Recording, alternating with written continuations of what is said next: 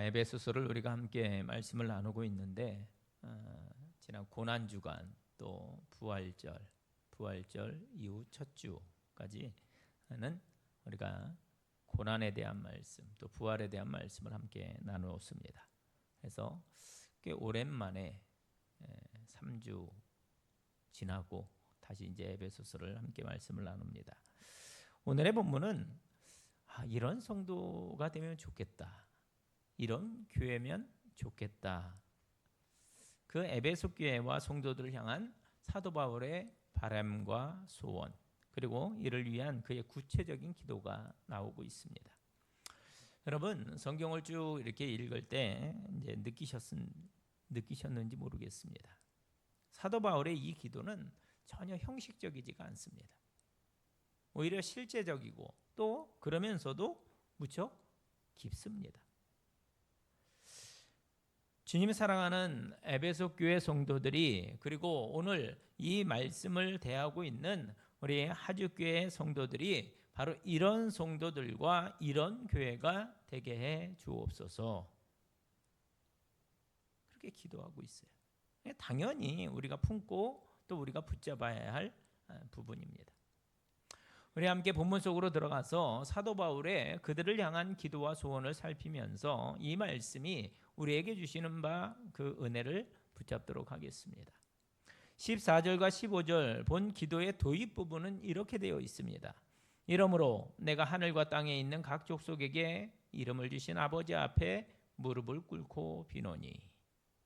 여러분, 기도가 시작되고 있는 거죠. 사도 바울은 제일 먼저 자기가 기도하고 있는 대상이 어떤 분인지를 바르게 인식하고 있다라는 이 점이 중요하다라는 거예요.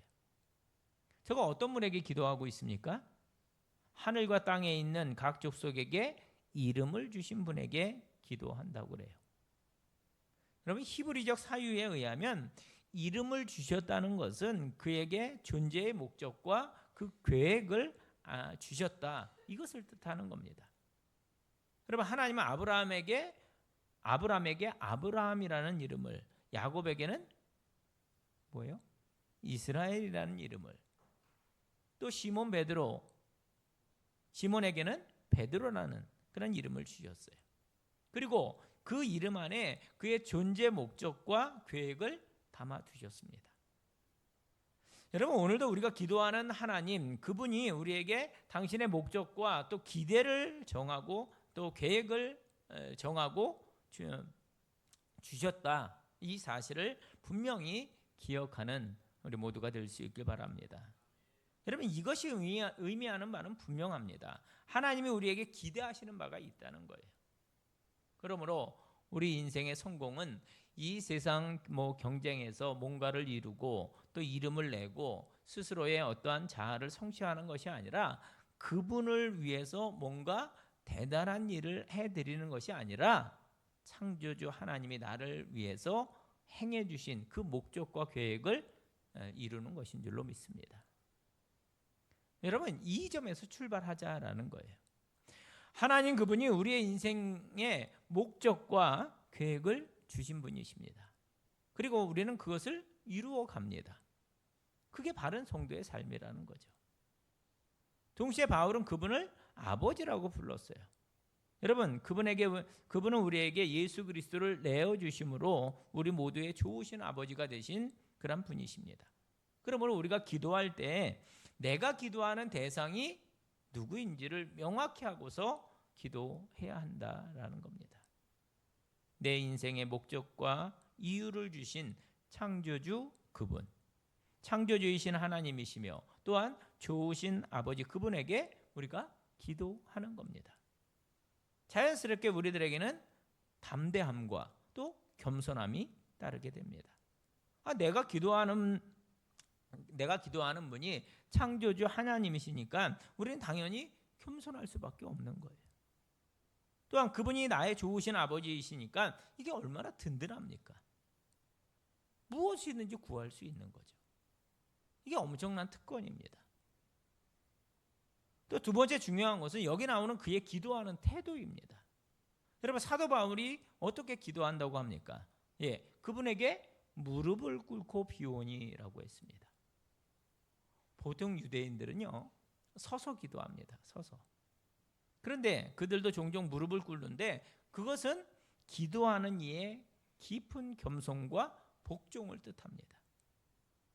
우리는 겟세마네 동산에서 무릎을 꿇고 간절히 기도하신 주님의 모습을 기억합니다. 스데반도 돌에 맞아 죽어가면서까지도 무릎을 꿇고 기도했습니다. 여러분, 오늘 믿음의 길을 가는 우리의 이 신앙생활에 이런 간절한 기도와 특별히 그 기도를 위한 무릎 꿇음의 애절한 기도자의 모습이 자리하고 있는가, 우리 자신을 돌아볼 수 있어야 합니다.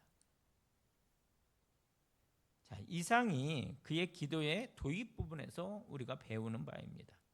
누구에게 기도하는지, 어떻게 기도하는지 이걸 배웠다면, 세 번째는 그 기도의 내용 세 가지입니다. 16절 말씀 함께 읽겠습니다. 16절 시작. 그의 영광의 풍성함을 따라 그의 성령으로 말미암아 너희 속사람을 능력으로 강건하게 하시오며. 그러면 사도 바울이 성도들을 위해서 이렇게 기도한다는 거예요. 첫 번째, 따라해 주세요. 속사람을 강건케 하옵소서. 여러분, 여기 나오는 이 속사람이라는 용어는요, 신약 성경 중에 사도 바울만 사용하는 아주 유일한 또 특별한 단어입니다. 여러분, 로마서 7장 22절을 보면은 로마서를 쓰다가 내 속사람으로는 하나님의 법을 즐거워하되라고 속사람이라는 표현을 썼어요. 또 고린도후서 4장 16절을 보면 그러므로 우리가 낙심하지 아니하노니 겉사람은 낡아지나 우리의 속사람은 날로 새로워지도다, 이렇게 말합니다. 그런 속사람에 관심이 있었어요. 사실 오늘날 많은 사람들이 우리의 속사람보다는 겉사람을 위해서 갈고 닦습니다. 외모 지상주의. 그래서 닦고 바르고 입히고 먹이고 정성을 다해요. 그렇지 않습니까? 특별히 요즘 하나가 더 붙었어요. 얼마나 수리들을 많이 하는지 한참 못 보다가 보면은 못 알아볼 뻔했다 얘. 그래요.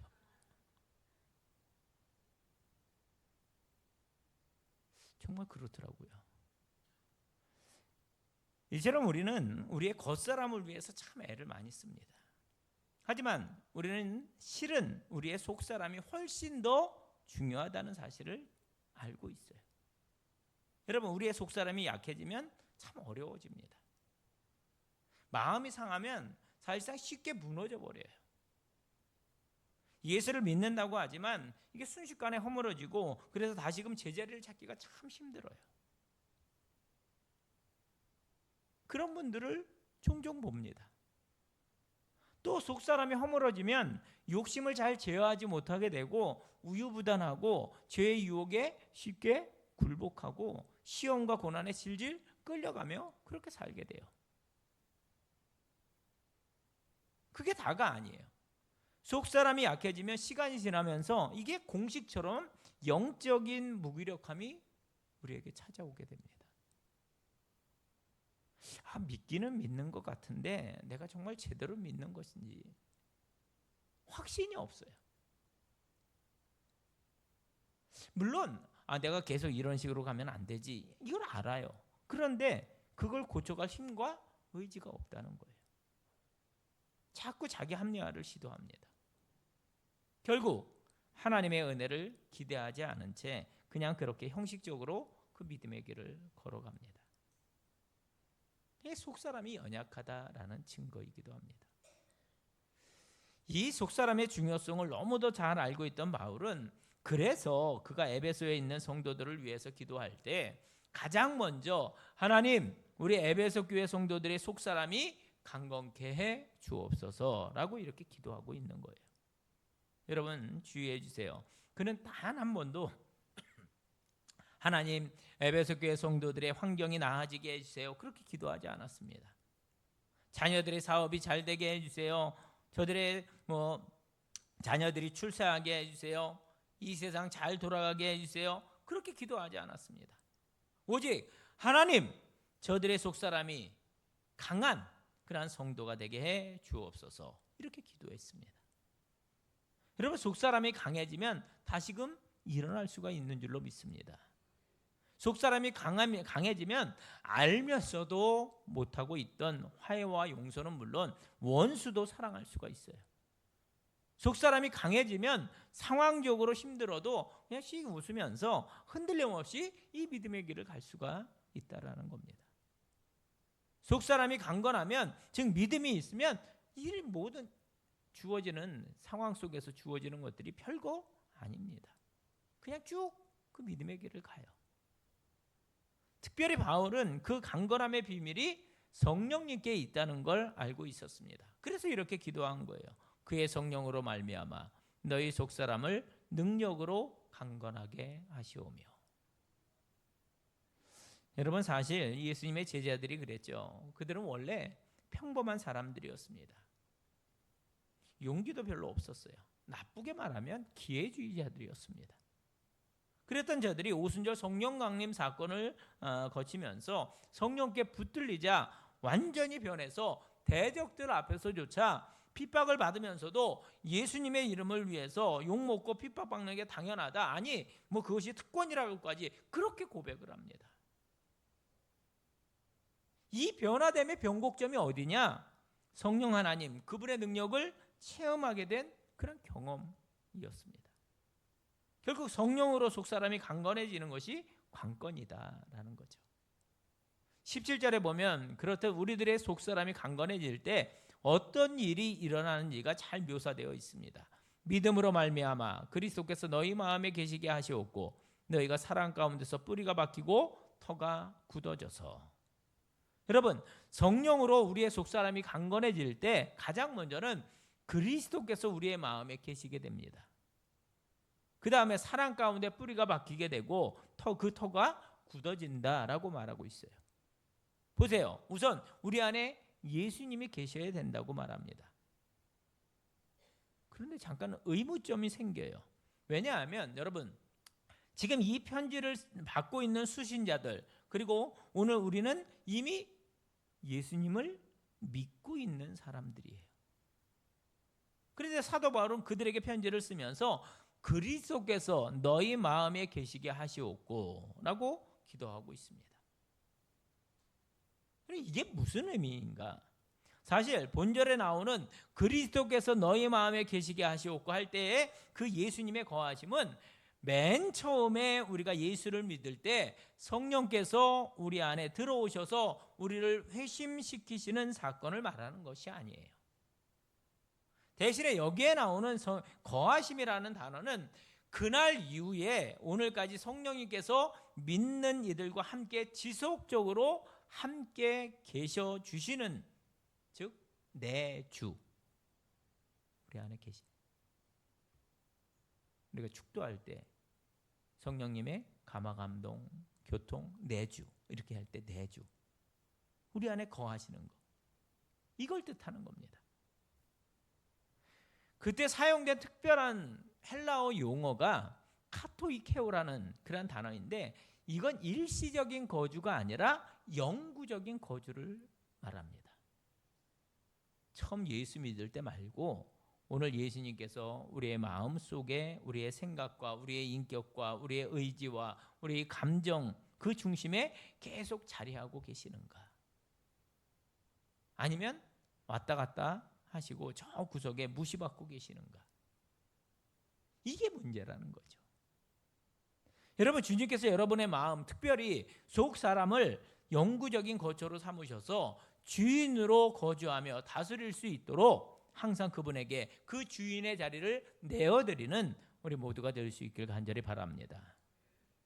예수님께서 진정 우리 속 사람의 주인으로 자리하고 내주하시면 그 다음의 일, 너희가 사랑 가운데서 뿌리가 박히고 터가 굳어져서의 일이 일어나게 될 줄로 믿습니다. 이 시간 하나님께서 당신의 성령으로 우리의 속사람을 능히 강건케 하실 수 있는 분임을 분명히 믿으시고 담대히 그분을 구할 수 있기를 바랍니다. 당신의 능력을 부어주셔서 우리가 영적인 무력감들을 떨치고 일어나 승리케 해 주실 줄로 믿습니다. 성령으로 너희 속사람을 강건케 하시옵고. 이게 첫 번째 기도 제목이에요. 두 번째, 사도 바울이 에베소 교회 성도들을 향한 기도는 18절과 19절 전반부에 나오는 말씀입니다. 능히 모든 성도와 함께 지식에 넘치는 그리스도의 사랑을 알고 그 너비와 길이와 높이와 깊이가 어떠함을 깨달아. 한번 따라해 주십시오. 그리스도의 사랑을 알게 하옵소서. 여러분은 여러분을 향한 그리스도의 사랑을 아십니까? 질문이잖아요. 여러분은 여러분을 향한 그리스도의 사랑, 그걸 알고 계십니까? 얼마나 아셔요? 좀 어려워집니다. 얼마나 이해하고 계시는지. 대충 아는 것 말고요. 정말로 그분의 사랑을 알고 누리고 오늘 느끼면서 이렇게 살아가고 계시느냐. 바로 이 질문이거든요. 여기에서 사도 바울은 우리를 향한 그 주님의 사랑에 대해서 특별한 표현을 썼습니다. 8절, 18절 말씀. 능히 모든 성도와 함께 지식에 넘치는 그리스도의 사랑을 알고. 여러분, 이게 무슨 뜻이냐? 그리스도의 사랑은 평범한 사랑이 아니라는 겁니다. 대신에 그 사랑은 우리의 지식을 뛰어넘는, 우리의 지식을 초월하는 사랑이라는 거예요. 그러므로 이건 우리가 그분의 사랑을 뭐 교리적으로 알고 지적으로 동의하는 것을 말하는 게 아니거든요. 그 사랑은 그렇게 해서 안다고 말할 수가 없는 것입니다. 왜냐하면 그분의 사랑은 우리들의 지식을 또 뛰어넘는 초월적인 사랑이기 때문에 그래요. 그래서 바울이 그걸 기도하는 겁니다. 하나님, 우리 에베소 교회 성도들이 그리스도의 사랑을 아는데 대충 아는 것이 아니라 그 지식을 뛰어넘는 사랑을 알게 해 주옵소서. 여러분, 이 말은요, 우리가 기도하지 않으면 그분의 사랑을 알 길이 없다는 거예요. 요한복음 3장 16절, 그 사랑을 표현해 주죠. 하나님이 세상을 이처럼 사랑하사 독생자를 주셨으니 이는 그를 믿는 자마다 멸망하지 않고 영생을 얻게 하려 하심이라. 한마디로 당신께 가장 고귀하고 유일하고 또 영원히 사랑하는 독생자 아들을 포기하시면서까지 나를 사랑하셨다고 합니다. 그것은 그 사랑보다 더 큰 사랑이 없고 그보다 더 나를 더 사랑할 수가 없다라는 것을 뜻하는 거죠. 나를 위해서라면 하나님이 그 어떤 일이라도 하시겠다는 뜻입니다. 그만큼 우리를 사랑하셨다는 거죠. 지금 그분의 사랑을 설명드렸는데 여러분 이해가 되십니까? 여러분, 그분의 그 큰 사랑을, 그 큰 사랑만큼 충분히 그분을 온전히 느끼고 있느냐라는 거예요. 여러분, 제 설명을 듣고 뭐 지적으로 동의하고 또 이해하셨다고 말할 수는 있겠죠.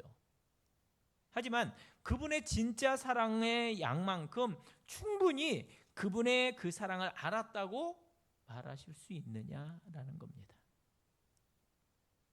사실 이게 간단하지가 않아요. 내가 사랑을, 하나님이 나를 사랑하시는 거 아는데 얼마만큼? 그래서 여러분 이게 간단치가 않기 때문에 사도 바울은 여기서 굉장히 아름답고 또 놀라운 수사학적인 표현을 하나 사용합니다. 주님이 성도들로 하여금 당신의 사랑을 깨닫게 해주시되 곧 그분 사랑의 너비와 길이와 높이와 깊이를 깨닫게 해주시기를 원한다. 이렇게 기도하고 있습니다. 그분의 나를 향한 사랑은 이런 거예요. 먼저는 그분 사랑의 너비입니다. 여러분, 이 시간 여러분을 향한 우리 주님의 사랑의 너비, 그 넓이를 한번 헤아려 보세요. 그분 사랑에 못 미치는 곳이 있을까요?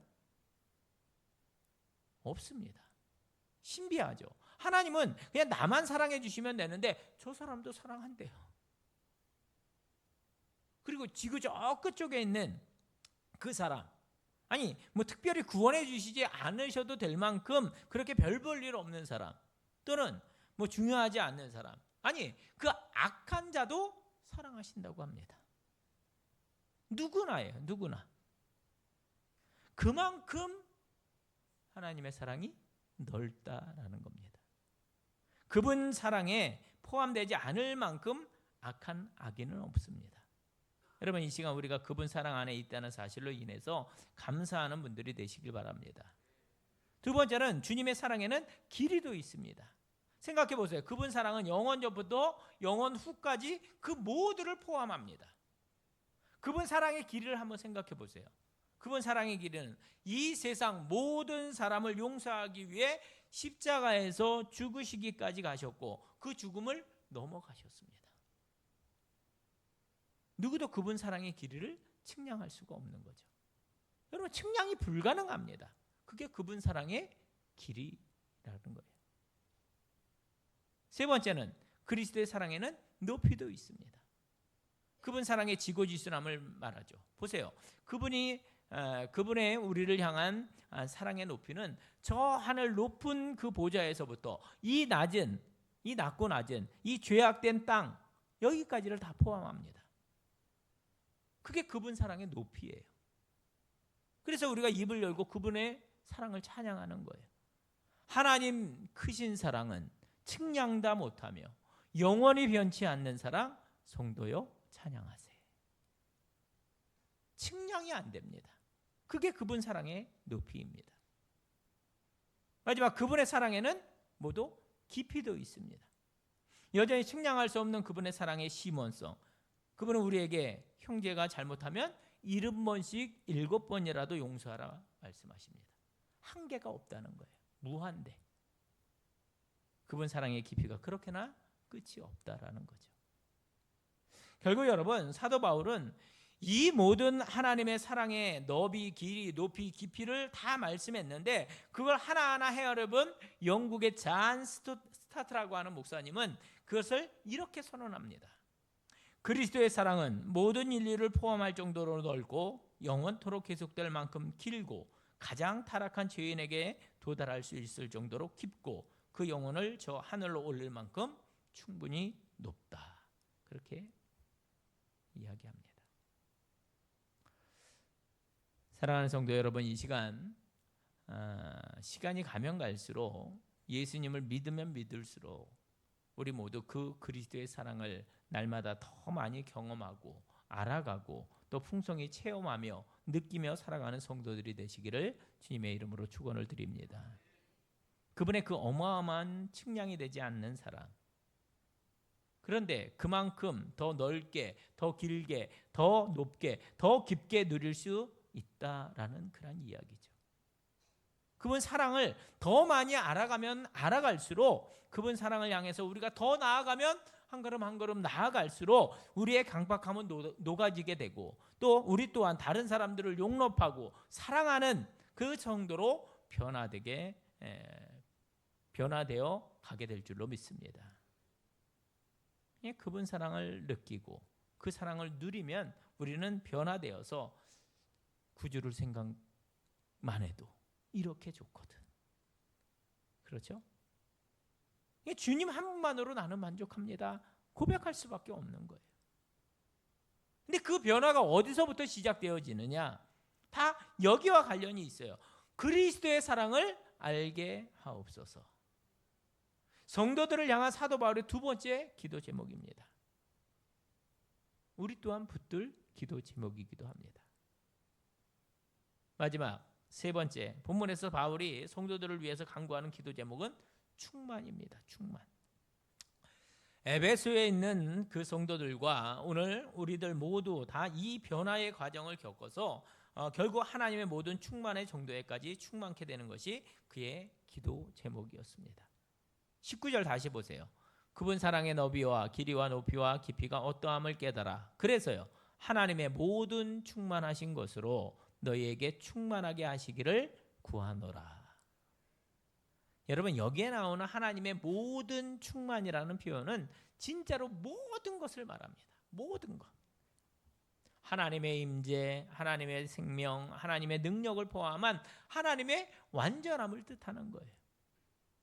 에베소 교회 성도들이 하나님처럼 그 하나님의 충만으로 꽉 차서 충만해지기를 사도 바울이 간구하는 겁니다. 여러분, 우리 자주 그리스도의 장성한 분량에 이르게 하옵소서 그렇게 기도하잖아요. 같은 이야기입니다. 같은 이야기. 주님께서 하늘에 계신 너희 아버지께서 온전하신 것 같이 너희도 온전하라고 명하셨는데 이것도 같은 뜻입니다.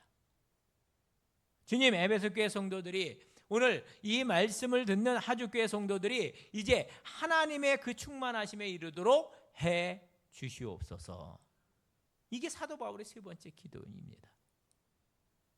여러분, 아마도 우리 인생에 이것보다 더 존귀한, 이것보다 더 수준 높은 기도는 없을 거예요. 그러므로 여러분, 앞으로 우리의 기도가 이 기도에까지 이르게 되시기를 간절히 소원합니다. 한번 해보시죠. 하나님의 충만으로 충만케 하옵소서. 아멘입니까? 그런데 여러분, 우리가 분명히 아멘 했는데 하나님, 나로 하여금 하나님만큼 충만하게 해 주셔서 이렇게 기도는 했는데 우리는 마음속 깊은 곳에 의구심이 하나 있을 겁니다. 목사님, 물론 이해는 되지만 정말로 그렇게 되었으면 좋겠지만 솔직히 누가 감히 하나님 그분과 같아질 정도로 그런 신앙의 경지에 오를 수 있는 사람이 누가 있겠습니까? 적당히 기도하는 거죠. 이건 거의 신성모독 아닙니까? 어떻게 유한한 존재인 내가, 죄인 출신인 내가 무한하신 하나님 그분의 경지에 오를 수가 있겠습니까? 이거 말도 안 되는 거예요. 맞습니다. 사도 바울이 그걸 모를 리가 없어요. 그런데 그걸 알면서도 지금 이런 엄청난 기도를 시도하고 있는 거예요. 그것이 너희를 향한 나의 소원이라고 선포하면서 말입니다. 그렇다면 사도 바울의 의도가 분명한 거죠. 그것을 사도 바울이 원하는 거예요. 원하는 거. 우리들의 목표 지점이 그만큼 존귀하고 숭고한 것이라는 것을 알고서 계속해서 그리로 달려가는 것입니다. 말도 안 돼, 나는 안 해, 이렇게 말하지 말라는 겁니다. 노력하라는 거예요. 그리스도의 장성한 분량에 이르기까지 계속 나아가라는 겁니다. 제임스 휴스턴은 기도라는 그의 책에서 사도 바울의 이 기도를 이렇게 설명을 합니다. 평가합니다. 설명이 아니라. 자, 보세요. 감히 하나님의 충만하심으로 나를 충만케 해달라고 구하는 것은 정말 깜짝 놀랄 만한 생각이다. 그리고 그 사실은 나의 기도가 결코 끝나지 않은 과정이 되더라는 것을 의미한다. 따라서 이제 나는 내가 살아있는 한 결코 완성하지 않을 의제를 하나님 앞에 스스로 세운다. 이 의제는 내가 하나님을 대면할 때까지, 그리고 그리스도의 사랑을 통해 그분의 형상으로 내가 온전히 변화될 때까지 나를 인도해 줄 내 마음의 소원이다. 이게 무슨 뜻이죠? 우리의 영적 성숙의 기준과 목표가 그 정도라는 거예요. 목사님, 이 정도면 되죠? 그런 건 없습니다. 기억하십시오. 하나님이 우리를 죄와 사망의 권세에서 건져주시고 구원해 주신 목적이 단순히 그냥 이 땅에서 복된 삶을 살고 천국에 들어가서 영생 복락에 이르게 하는데 여기에 있지 않다는 것을 여러분 기억하십시오. 그게 다가 아니라는 거예요. 그분이 우리를 구원하신 목적은 오히려 우리가 이 땅에서, 그리고 장차 올 세상에서 하나님 그분의 형상을 온전히 회복하고 그분의 온전하심과 같이 우리도 온전해지는 것, 거기까지 이르는 것이다 라는 거죠. 여러분, 이게 성경이 말하고 있는 성결의 은혜이고 성화의 과정인 것입니다. 그 그리스도인의 온전함이 우리의 결승점이라는 거예요. 그 결승점을 향해서 부단히 나아가자는 거죠. 여러분, 우리를 부르신 그분의 부르심이 얼마나 영광스러운 것인지를 여러분 주목하십시오. 바로 그것이 당신의 형상대로 우리를 창조하시고 우리를 구원해 주신 당신의 궁극적인 목적이다라는 겁니다. 그러므로 우리는 누구나 예수님을 닮는 것, 하나님으로 충만해지는 것, 그리고 그리스도의 장성한 분량에 이르는 것, 그것을 우리들 신앙생활의 최종 목적으로 삼아야만 한다는 것입니다. 꼭 기억하시기 바랍니다. 에베소서를 통해서 사도 바울이 이야기하는 우리 성도들의 갈망은 대충 적당히 누구에게 욕먹지 않을 만큼의 그런 성도의 삶을 말하는 것이 아닙니다.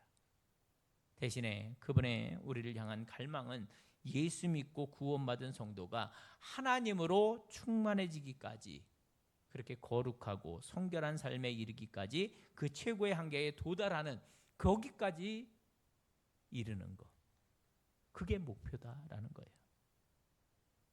이 하나님의 충만은 한 명의 구도자로서 우리가 이 믿음의 길을 갈 때 이 세상에서 내 생명이 다하는 순간까지 결단코 포기하지 말고 해야 될 기도이고 결국 끝내지 말아야 될 씨름이다라는 겁니다. 그래서 우리가 찬송하는 거죠. 그럼 433장 우리가 봉헌 찬송으로 부를 찬송인데 1절 보면 귀하신 주여 날 붙드사 주께로 날마다 더 가까이. 4절 가사를 보면 이 세상 내가 살 동안에 어떻게 해요? 주께로 날마다 더 가까이. 그렇게 찬송하며 거기까지 가는 것이 성도들 믿음의 여정이라는 겁니다. 혹시 오해하지는 마세요. 우리 인생의 목적은 하나님을 위해서 뭔가 위대한 일을 이루어내는 것에 있지 않습니다. 여러분 그런 생각에서 자유하시기 바랍니다. 물론 그분을 위해서 우리가 커다란 일을 성취해내는 거, 뭔가를 이루어드리는 것은 귀한 일 맞아요. 맞습니다. 하지만 그것이 그리스도의 장성한 분량에 이르는 것, 그분을 닮는 것, 또 그분의 충만으로 충만해지는 일보다 절대로 귀하지 않다라는 거예요. 사도 바울이 그걸 알았기 때문에 에베소 교회 성도들이 하나님의 충만으로 충만해지기를, 그리스도의 장성한 분량에 이르러 예수님을 닮아가는 자리에 이르게 해달라는 이 엄청난 기도를 포기하지 않은 것입니다. 여러분 사도 바울은 자기가 올려드렸던 그 세 가지 기도 제목을 하나님께서 친히 이루어 주실 것을 확신하면서 그분을 찬양하며 기도를 마무리합니다. 20절과 21절 우리 가운데서 역사하시는 능력대로 우리가 구하거나 생각하는 모든 것에 더 넘치도록 능히 하실 이에게 교회 안에서와 그리스도 예수 안에서 영광이 되도록 영원 무궁하기를 원하노라. 아멘. 자, 그중에 여기 우리가 마지막으로 우리 눈에 띄는 놀라운 표현 하나를 주목합니다. 그것은 우리가 구하거나 생각하는 모든 것에 더 넘치도록 능히 하실 이에게, 이 표현입니다. 여러분 여기 우리가 구하는 기도 제목들이 있어요. 생각하는 것들이 있어요. 오늘 우리도 세 가지를 강구합니다. 그런데 사도 바울은 알고 또 믿어요. 우리 하나님은 우리가 구한 그 기도 제목들보다 훨씬 더 넘치도록 능히 주시는 분이시다라는 사실을 사도 바울이 분명히 믿고 있습니다. 그래서 그렇게 고백하는 거죠. 여러분 사도 바울과 같이 그런 확신 가운데 기도할 수 있길 바랍니다. 아버지, 앞으로 우리가 이 말씀을 붙잡고 기도할 것인데 정말로 우리가 구하는 것보다, 우리가 생각하는 것보다 훨씬 더 넘치도록 응답해 주실 줄로 믿습니다. 그리고 사도 바울의 세 가지 기도 제목을 붙잡고 기도하는 거죠. 하나님 아버지, 사도 바울의 이 기도 제목대로, 아니 제가 그렇게 되기를 원하오니, 첫째, 날마다 나의 속사람이 강건해지게 하시고, 둘째, 내가 그리스도의 사랑을 더 깊이 깨달아 그만큼 알게 되고, 셋째, 결국 하나님의 충만으로 충만해지는 장성한 분량에 이르는 그 복을 허락해 주시옵소서. 그때 하나님은 우리가 구한 것 이상으로 넉넉히 채워 주실 줄로 믿습니다. 말씀 붙잡고 기도하는 거예요. 좋으신 하나님께서 이 사도 바울의 강구 그대로 우리의 인생과 또 우리 하주 교회를 빚어 주실 줄로 믿습니다. 그 은혜가 우리 모두에게 충만히 임하시기를 주님의 이름으로 축원을 드립니다. 기도하겠습니다. 하나님 아버지, 행여나 오늘 이 말씀을 들은 우리 가운데 이런저런 일로 인하여 낙심과 무기력함과 기대감 없음 속에 이 길을 가고 있는 성도들이 있다면 이 시간 주신 말씀이 주님의 큰 음성과 도전이 되게 해주셔서 다시금 이 분명한 세 가지 목표 지점을 분명히 하고 그것을 구하며 바라며 기도하며 나아가는 복된 심령들로 변화시켜 주시옵소서. 그래서 아버지 하나님께서 행하시는 그 귀한 일들을 몸소 체험하고 그래서 더 확신 가운데 믿음의 여정을 걸어가는 복된 심령들 또 우리 하주교회가 되게 축복하여 주시옵소서. 예수님의 이름으로 기도하옵나이다. 아멘.